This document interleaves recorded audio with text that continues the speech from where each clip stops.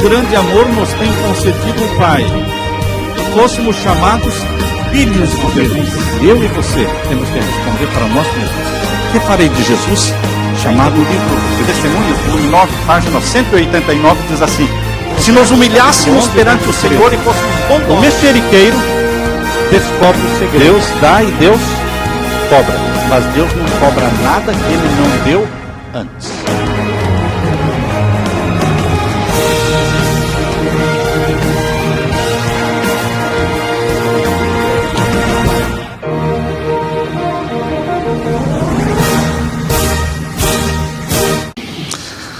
O cristianismo, religião fundada por nosso Senhor Jesus Cristo, é conhecido como a religião das boas novas, a religião das novas de grande alegria. Eu gosto muito do texto que está em Lucas capítulo 2 e o verso 10. Abra sua Bíblia, em Lucas capítulo 2 e o verso 10. Abra sua Bíblia. Lucas capítulo 2 e o verso 10. É um texto que define o que é o cristianismo. Vamos ler, Lucas capítulo 2, verso 10. E o anjo lhes disse: não temam, porque eis que aqui trago novas de grande alegria, que será para todo o povo. Pois na cidade de Davi nasceu hoje o Salvador, que é Cristo o Senhor. Então, o cristianismo traz novas de grande alegria. É uma religião de esperança, é uma religião de alegria, é uma religião de libertação, é uma religião que promete coisa maravilhosa para nós, porque nos promete o céu, nos promete vida eterna, nos promete perdão, nos promete libertação do senso de culpa, nos promete cura. O cristianismo é o resumo de tudo que existe de bom, de alegre, de esperançoso. O cristianismo é uma religião diferente de qualquer outra que exista neste mundo. Eu me regozijo, eu me alegro e agradeço a Deus por fazer parte deste cristianismo alegre, feliz, que aguarda o retorno do nosso Senhor Jesus. Eu quero que vocês leiam agora comigo o que está em Isaías capítulo 9. Isaías capítulo 9, os versos 1 e 2. Muitas vezes lemos este texto e podemos não entender o texto de Isaías capítulo 9 e o verso 1 e 2, porque pode ser obscuro se não estiver focado em Jesus. Antes de Jesus nascer, cerca de 700 anos antes de Jesus nascer, Deus falou através de Isaías. E vejam que Deus revelou através deste profeta, capítulo 9 de Isaías, verso 1 e 2. Mas a terra que foi angustiada não será entenebrecida. Ele envelheceu nos primeiros tempos, a terra de Zebulon e a terra de Naftali. A terra de Zebulon e de Naftali não era uma região conhecida no tempo antigo, não era uma região valorizada no tempo antigo. Ficava longe de Jerusalém. Jerusalém era o centro, Jerusalém atraía a atenção de todo mundo, mas a terra de Naftali e Zebulon estava lá mais distante, desprezada. E aqui diz então, a terra de Zebulon e a terra de Naftali, mas nos últimos dias, enobreceu-a junto ao caminho do mar, além do Jordão, a Galileia dos gentios. Nós conhecemos Jesus como Galileu, nós conhecemos Jesus como carpinteiro de Nazaré, o Galileu. Por quê? Porque ele viveu a maior parte da sua vida na Galileia. Ele viveu a maior parte da sua vida longe do grande centro intelectual, comercial, religioso que era Jerusalém. Deus escolheu a propósito um lugar bem afastado para que Jesus vivesse a maior parte da sua vida, chamada aqui a Galileia dos gentios. E o verso 2 diz: o povo que andava em trevas, este povo desprezado, abandonado, este povo que estava em trevas, viu uma grande luz, e sobre os que habitavam na região da sombra da morte, resplandeceu a luz, e esta luz é Jesus. Jesus viveu entre eles, porque ali ficava Nazaré. E ali mesmo, aos arredores de Nazaré, aos arredores do mar da Galileia, Jesus desenvolveu a maior parte do seu ministério. E aqui no capítulo 9, no verso 6, diz: porque um menino nos nasceu, e um filho se nos deu. Você já pensou em que presente é este? Um filho se nos deu. Uma dádiva eterna que Deus o Pai nos fez, nos dando uma criança, nos dando um menino. Um filho se nos deu, um menino nos nasceu, e o principado está sobre os seus ombros. Ele nasceu para ser príncipe. Ele nasceu para morrer, mas ele nasceu para ser príncipe. O principado está sobre os seus ombros, e o seu nome será Maravilhoso, Conselheiro, Deus Forte, Pai da Eternidade, Príncipe da Paz. E ainda no mesmo livro de Isaías, no capítulo 7, volte uma página, você vai estar então no capítulo 7 de Isaías, e o verso 14, aqui nós lemos: portanto mesmo o Senhor vos dará um sinal, eis que uma virgem conceberá, e dará à luz um filho, e será o seu nome Emanuel. A Bíblia está dizendo que nasceria um menino, cujo nome seria Emanuel, que seria Deus conosco. 700 anos antes do nascimento de Jesus, vieram estas boas novas de grande alegria. Em Miqueias capítulo 5, verso 2, diz que este Emanuel, este Deus conosco, ele nasceria na cidade de Belém, uma cidadezinha inexpressiva. Jesus nasceu numa cidade inexpressiva. Jesus cresceu numa cidade inexpressiva, Nazaré, numa região desprezada. Mas a Galileia dos gentios, a terra que vivia em trevas, ali resplandeceu a luz. Jesus é luz. Onde ele está, existe luz. Aldeias inteiras por onde Jesus passava ficavam curadas. Atrás de Jesus só ficava saúde, sorriso, amizades, relacionamentos refeitos, reconciliação, restaurações. Jesus é luz, Jesus é vida. Esta é a religião que Jesus está oferecendo para você. Não é um budismo, não é um islamismo, não é um hinduísmo, mas é um cristianismo focado em Jesus Cristo, aquele que viveu, morreu, ressuscitou, subiu ao céu e disse: eu vou voltar, eu voltarei de novo, e eu levarei vocês para que estejam sempre comigo.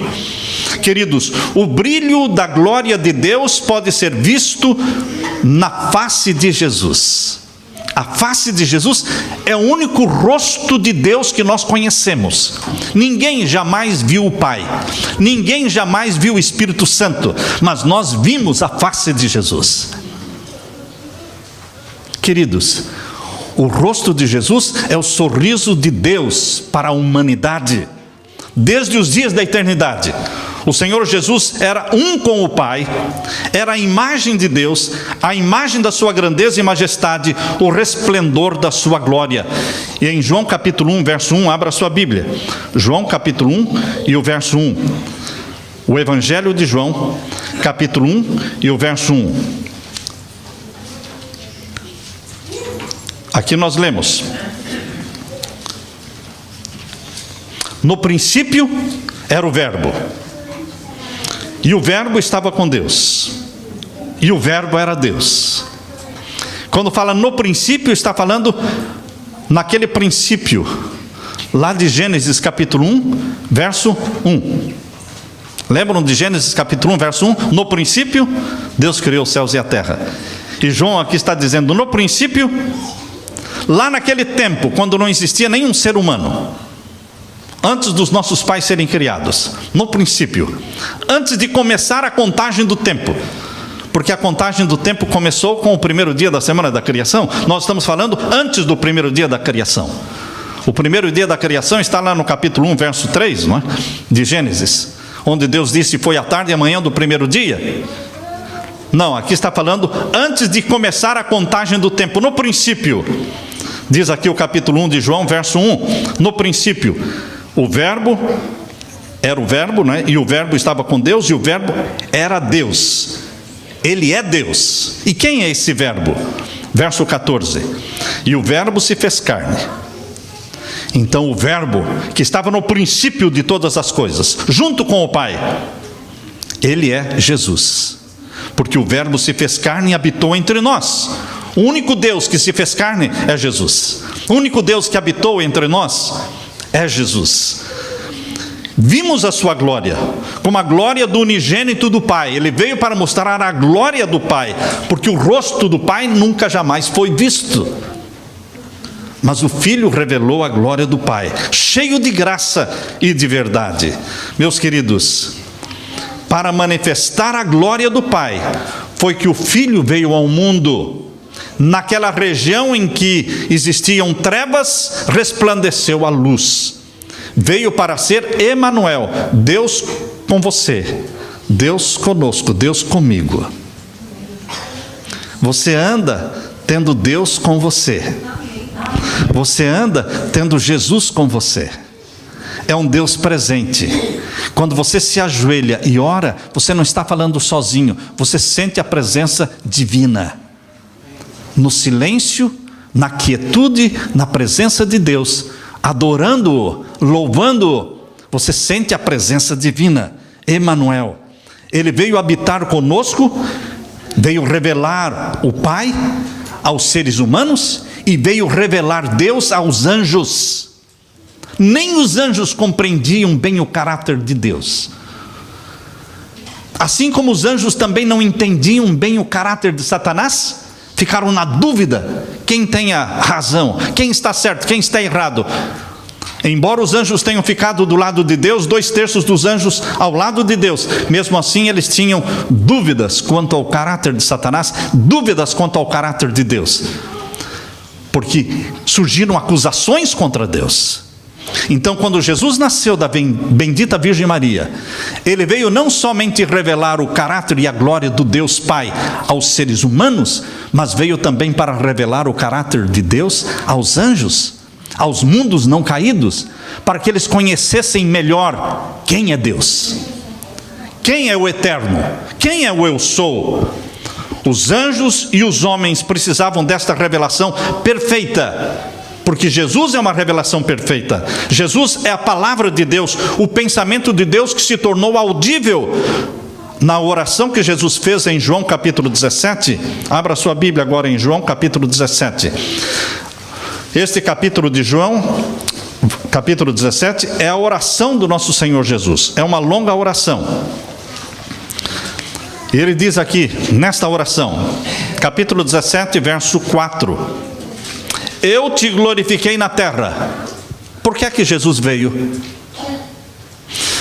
Nós, pecadores, às vezes desenvolvemos uma religião muito egoísta. Nós, pecadores, às vezes ensinamos que Jesus veio à terra só para morrer pelos pecadores. Queridos, essa é a segunda metade da história, não é a primeira metade da história. É a segunda metade da história. A primeira e mais importante metade da história é de que Jesus veio à terra para glorificar o Pai. Ele tinha que ter um planeta para glorificar o Pai. Ele tinha que ter um lugar onde ele mostrasse quem é o Pai para os anjos, quem era o Pai para os mundos não caídos. E eles escolheram o planeta Terra. Por isso Jesus veio para glorificar o Pai, fazer a vontade do Pai, revelar o Pai. Por isso ele diz, eu te glorifiquei na terra, porque este foi o primeiro propósito de Jesus. Eu te glorifiquei na terra, tendo consumado a obra que me deste. Deus o Pai lhe deu uma obra para fazer. Vai lá e glorifica o meu nome. Reivindica a minha justiça, levanta e exalta o meu nome, para que todos creiam naquilo que eu sou, e não naquilo que o diabo diz que eu sou. Jesus Cristo veio para desfazer as distorções do caráter de Deus. Satanás construiu, ou melhor, pintou uma caricatura de Deus, e Jesus veio para mostrar Deus real, Deus amor, Deus misericórdia, Deus bondade, Deus perdão. E agora o verso 5 diz assim: e agora glorifica-me, tu, ó Pai, junto de ti mesmo, com aquela glória que tinha contigo antes que o mundo existisse. Antes que o planeta Terra fosse criado, Jesus vivia em glória com o Pai. Pai, Filho e Espírito Santo. Verso 6, manifestei o teu nome aos homens. Cristo veio para exaltar o nome do Pai. Misericordioso e piedoso é o Pai, tardio em iras e grande em beneficência e verdade. Não foi somente aos filhos da terra, mas também aos anjos que Deus foi revelado. Nosso pequenino mundo chamado planeta Terra é um campo de estudo, é um laboratório de estudo, onde todos os mundos não caídos, onde todos os anjos que não pecaram, estão com a atenção voltada para este laboratório Terra. É aqui que se desenvolve, é aqui que se prova quem é quem. O maravilhoso desígnio da graça do Senhor, o mistério do amor que redime, é o tema que será estudado pelos anjos na eternidade e estão estudando desde agora. Os anjos desejam bem atentar e será o estudo por todos os séculos. Foi Jesus que estendeu os céus. Lá na semana da criação, foi Jesus quem lançou os fundamentos da terra. Foi sua mão que suspendeu os mundos no espaço e deu forma às flores do campo. Foi Jesus quem converteu o mar em terra firme. O Pai e o Espírito Santo agiram através da segunda pessoa da divindade. A segunda pessoa da divindade é o Verbo, é a ação da divindade. Todos os planos divinos são executados não pelo Pai, nem pelo Espírito Santo. Os planos da divindade são executados pelo Verbo. Aquele que é a ação da divindade, executa os planos da divindade. Por isso, os mundos foram criados através da segunda pessoa da divindade, Jesus. Por isso a Bíblia diz que ele converteu o mar em terra firme, e o seu mar pois ele o fez. Foi ele quem encheu a terra de beleza e de cânticos o ar. E sobre todas as coisas na terra, no ar e no firmamento, Jesus escreveu a mensagem do amor do Pai. O pecado manchou a perfeita obra de Deus. Todavia, permanecem ainda os traços da sua mão. Mesmo hoje, quando você contempla a natureza, você consegue ver a glória e a excelência de Deus. Não há nada a não ser o coração egoísta do homem que vive só para si. Mas tudo na natureza, criada por Deus, vive para servir e para revelar a glória de Deus. Nenhum pássaro que fende os ares, nenhum animal que se move por sobre a terra, deixa de servir a qualquer outra vida. Folha alguma da floresta, nem humilde haste de erva é sem utilidade. Todas as árvores, todos os arbustos e folhas exalam aquele elemento de vida sem o qual nenhum homem ou animal poderia existir. E animal e homem servem, por sua vez, à vida da folha, do arbusto e da árvore. As flores exalam sua fragrância e desdobram sua beleza em bênçãos ao mundo. O sol derrama luz para alegrar 1000 mundos. O próprio oceano, a origem de todas as nossas fontes, recebe as correntes de toda a terra, mas o mar recebe para dar. Os vapores que ascendem ao céu caem de novo em forma de chuva para regar a terra, a fim de que ela produza e floresça. Os anjos da glória acham seu prazer em dar amor e infatigável cuidado para as almas caídas e contaminadas. Seres celestiais buscam conquistar o coração dos homens, trazem a este mundo obscurecido a luz das cortes em cima. Queridos, olhando para Jesus, vemos que a glória do nosso Deus é dar. Jesus disse: não faço nada por mim mesmo. João capítulo 8, verso 28. Nada que eu faço é de mim mesmo. O Pai que vive me enviou. Eu vivo pelo Pai. João capítulo 6, verso 57. Eu não busco a minha glória. João capítulo 8, verso 50. Mas a glória daquele que me enviou. João capítulo 7, verso 18. Jesus veio para revelar o Pai, dar glória ao Pai. E como ele poderia dar glória ao Pai? Pegando as criancinhas no braço, perdoando os pecadores, curando os enfermos, alimentando o faminto, revelando que o Pai dele é amor, é bondade, é perdão, é restauração. Todos os milagres realizados por Jesus sempre tiveram o objetivo de atrair a atenção do povo e daqueles que eram curados para o Pai, para que acreditassem nesse Pai celestial, de amor, de misericórdia, que deu o Filho para salvar a humanidade. No próprio céu foi quebrantada a lei de amor. No próprio céu, Lúcifer transgrediu esta lei de servir, porque Lúcifer se tornou egoísta. Lúcifer era um querubim cobridor. Sendo um querubim cobridor, isso está em Ezequiel capítulo 28. Lúcifer era um querubim cobridor, ele estava na presença de Deus, ele estava junto ao trono de Deus, desejou ser o primeiro no céu, deixou-se dominar pelo egoísmo, procurou dominar os seres celestiais, os anjos, procurou afastá-los do Criador, procurou receber para si mesmo as glórias que pertenciam ao Criador dos céus e da terra. Portanto, começou a falar de Deus de uma falsa maneira. Começou a atribuir para Deus os defeitos dele próprio, lançando sobre o Criador as características dele. Enganou os anjos, porque ele era mais sábio que todos os anjos, mais poderoso do que todos os anjos, e ele enganou os anjos. Queridos, enganou os homens, enganou Adão e Eva. Aliás, Adão não foi enganado, mas Eva o foi. Continua enganando os homens, levou as pessoas a duvidarem da palavra de Deus e desconfiar da sua bondade. Satanás, queridos, faz tudo para apresentar Deus como severo, como um Deus sem misericórdia. Quando nasce uma criança com defeitos, porque Deus permitiu isso? Quando morre o filho, porque Deus levou meu filho? Porque pega fogo na casa, porque Deus permitiu? Porque Deus.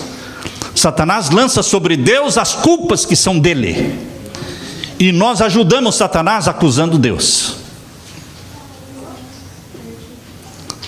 Satanás faz tudo para apresentar Deus como severo, ruim, e assim arrastou os homens a se unirem com ele em rebelião contra Deus, contra a lei de Deus, porque lei, ninguém guarda a lei é pesada. Queridos, a lei de Deus é santa, a lei de Deus é justa e boa, mas o mundo acredita que a lei de Deus é ruim, por isso a desprezam. E Deus precisa de um povo na terra para mostrar que a lei de Deus é santa, justa e boa. É coisa gostosa amar a lei de Deus, porque amar Deus, a lei é o reflexo do caráter de Deus, reflete a santidade de Deus. A terra se obscureceu devido à má compreensão de Deus. Para que as tristes sombras se pudessem iluminar, para que o mundo pudesse voltar ao Criador, era preciso que se derribasse o poder enganador de Satanás. Isso não podia ser feito pela força, isso foi feito pelo amor. Deus age pelo amor. O caráter de Deus deve ser manifestado em contraste com o caráter de Satanás. Ou você revela o caráter de Deus, ou você revela o caráter de Satanás. Ninguém fica isento. De que lado você está?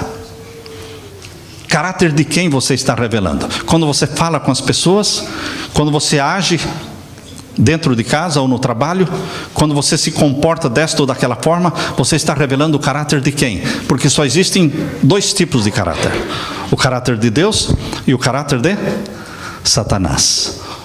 Ou somos um cheiro de vida para a vida, ou somos um cheiro de morte para morte. Não existe meio termo. Desde o princípio, Deus e Jesus sabiam da apostasia de Satanás, porque Deus conhece o fim desde o princípio. Desde o princípio, eles sabiam que Satanás, Lúcifer, ia se apostatar. Desde o princípio, Deus sabia que Adão e Eva iriam pecar. Não aconteceu algo assim, Uau, Adão pecou, eu pensei que ele não ia pecar. Não, Deus já sabia. Se Deus já sabia, então por que criou? Deus tem um propósito maior em ter criado Adão e Eva. Deus tem um propósito maior em ter criado a família humana. Deus precisava de um lar para o seu filho. Deus precisava de um corpo para o seu filho.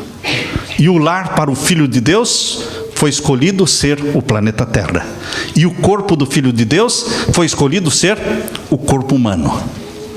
Deus precisava de um lar e de um corpo para o seu filho, para revelar o caráter dele no filho e para mostrar diante do mundo, dos mundos não caídos e do universo, quem é Deus? Quem é quem?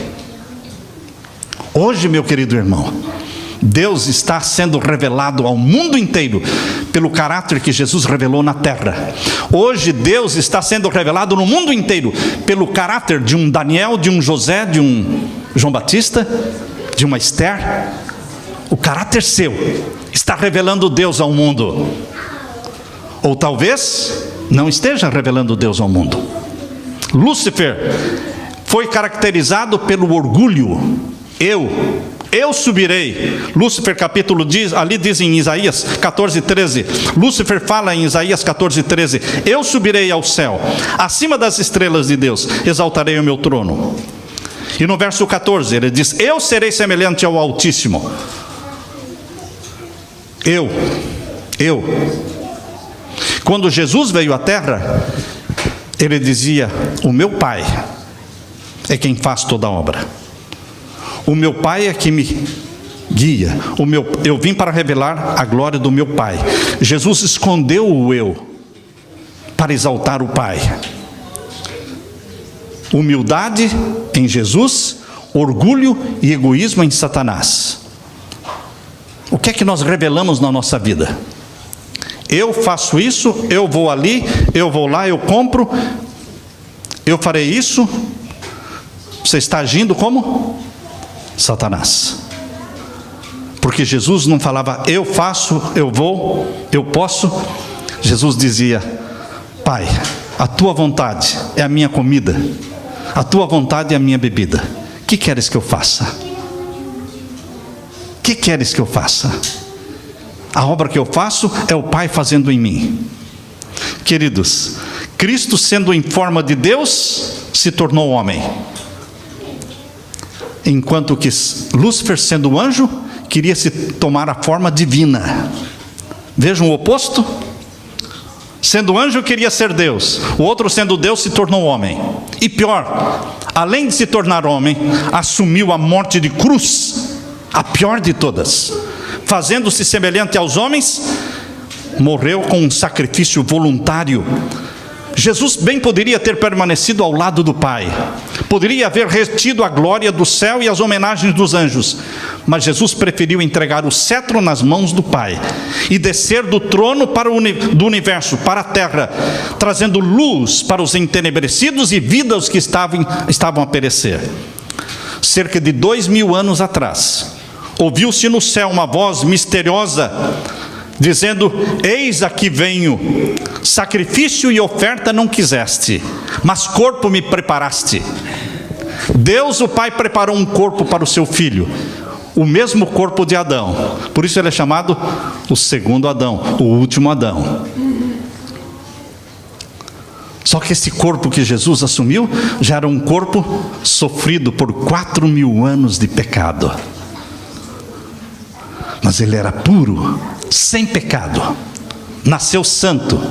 O anjo Gabriel disse: o santo que de ti há de nascer, disse para a Virgem Maria, o santo que de ti há de nascer será chamado Filho do Altíssimo. Sim, corpo me preparaste.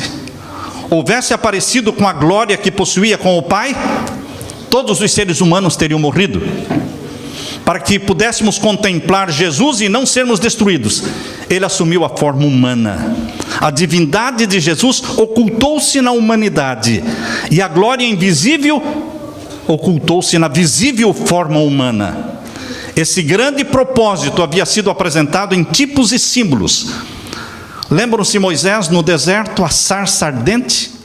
era Deus oculto na sarça ardente. Mas era Deus, não era uma sarça ardente. Deus usou a sarça, o arbusto, mas era Deus. Por isso, Deus disse: tira as sandálias dos teus pés, porque o lugar onde estás é santo.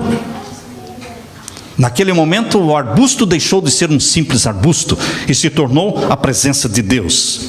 Assim também na coluna de nuvem, durante o dia, aquela coluna de nuvem fazendo sombra para o povo de Israel, caminhando pelo deserto, não era simplesmente uma coluna de nuvem, era Deus oculto na coluna de nuvem. À noite, a coluna de fogo, era Deus oculto na coluna de fogo.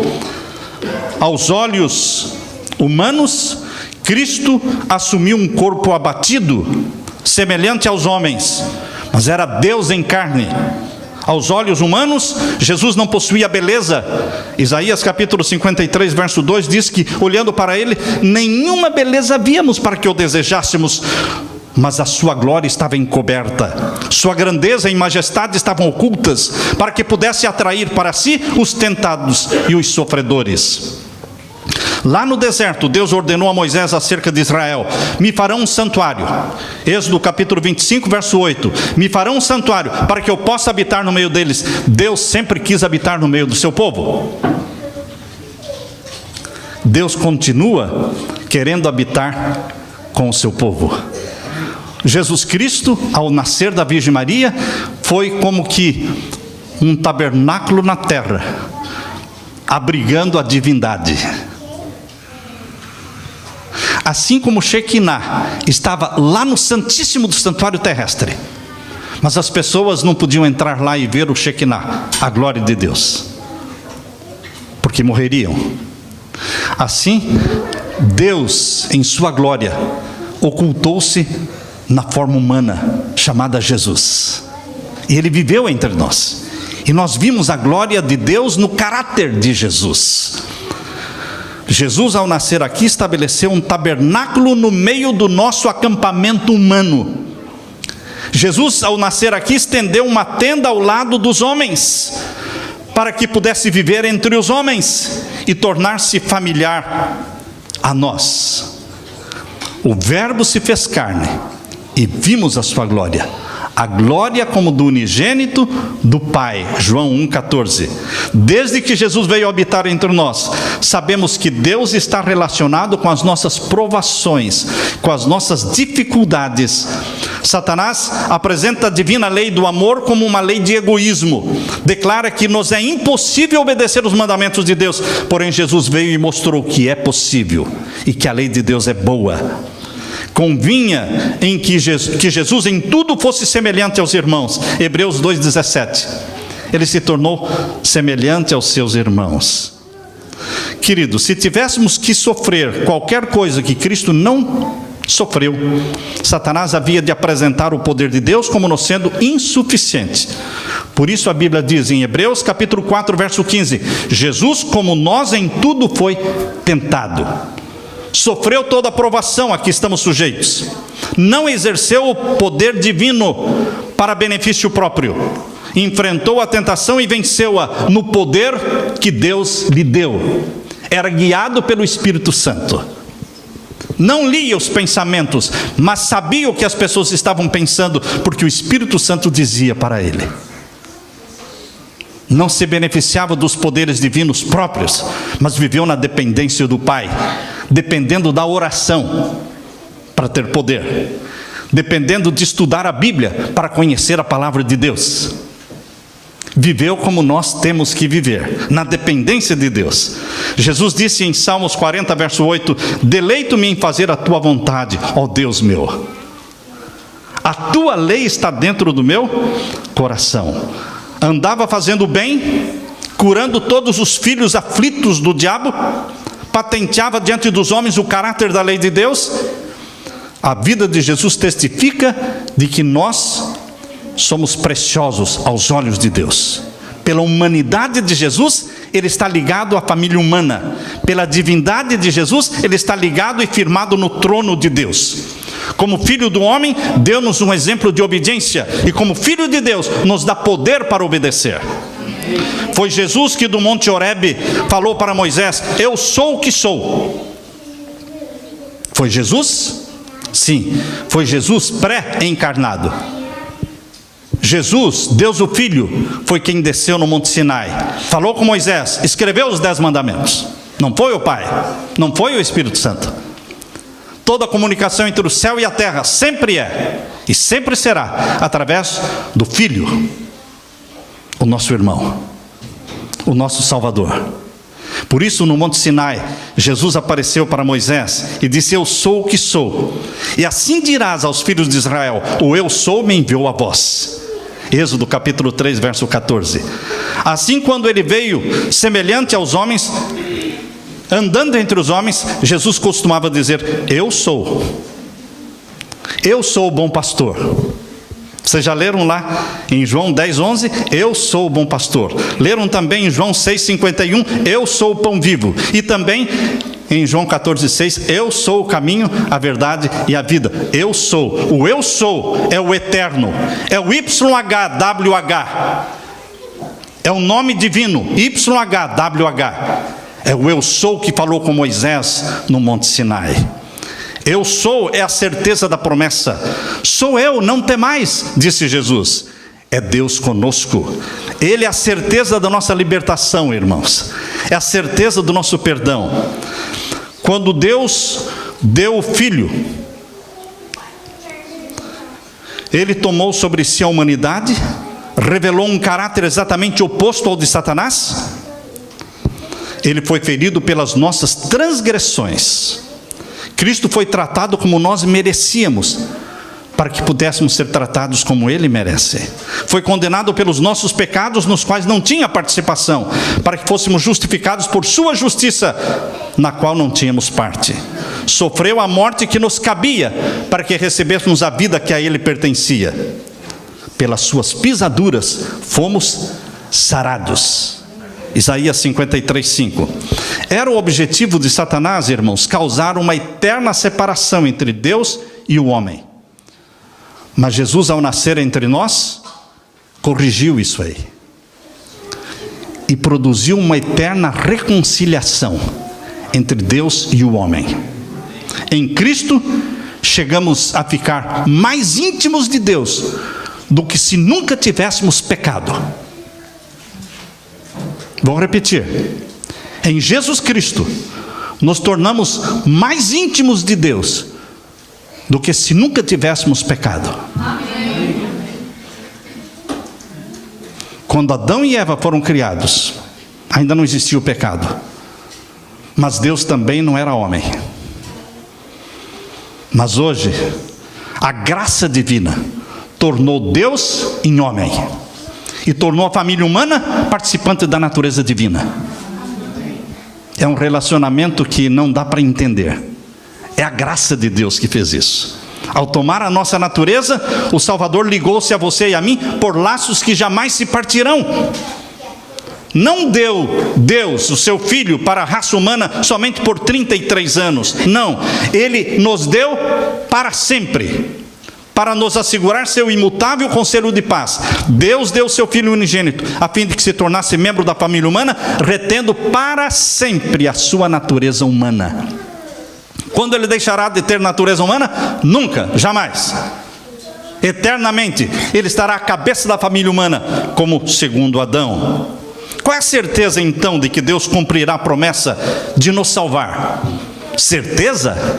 Deus é homem? E só existe uma família humana no mundo, no universo. Está no planeta Terra. Se Deus é humano, como Ele não vai salvar a humanidade? Se Ele é humano, Ele vai ser cabeça de quem? Se não existir família humana.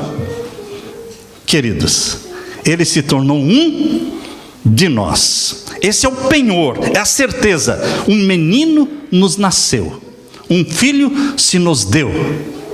O que Deus poderia fazer a mais do que Ele fez, para provar que Ele vai nos salvar, que a vitória é dEle, é certeza de salvação.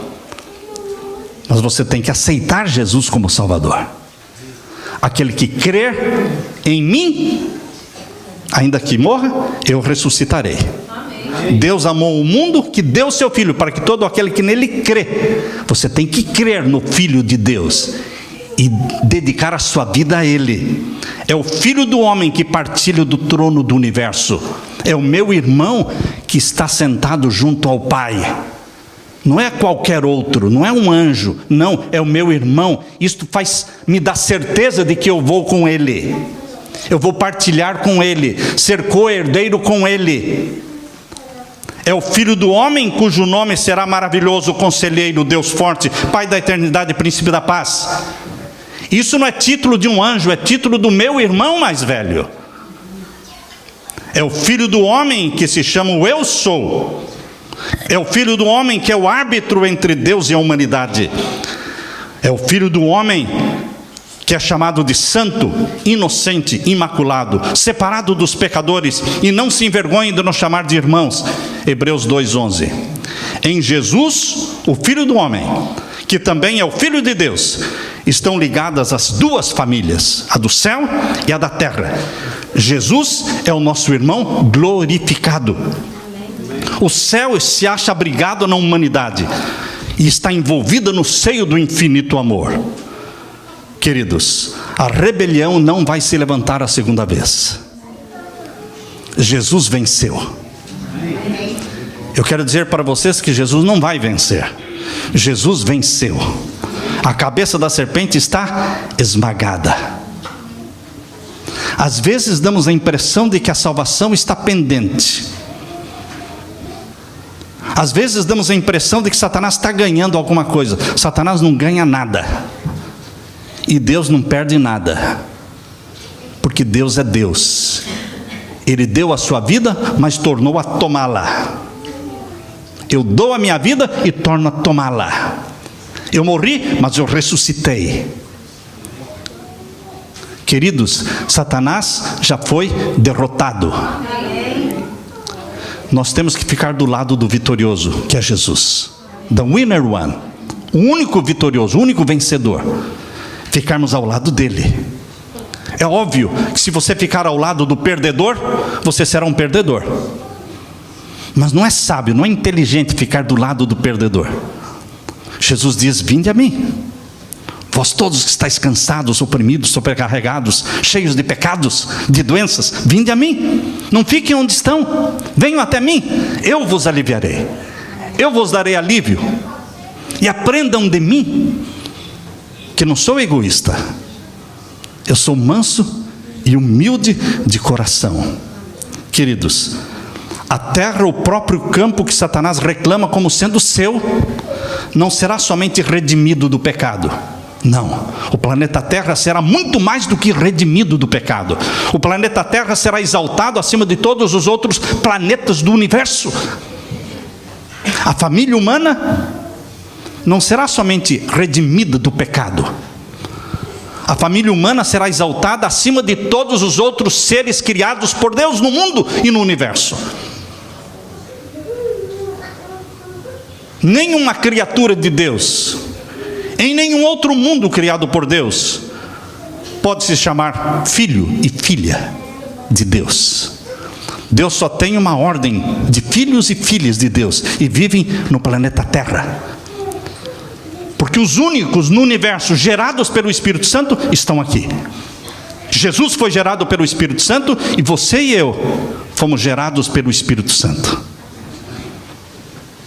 E os outros planetas e os outros mundos criados não foram gerados pelo Espírito Santo. Eles foram criados. Mas quem é criado é criatura. Mas quem é gerado é filho. Eu louvo a Deus porque fui gerado pelo Espírito Santo. Jesus Cristo foi gerado pelo Espírito Santo no ventre da Virgem Maria. E você, quando foi gerado pelo Espírito Santo? Quando? Quando você abraçou Jesus como Salvador.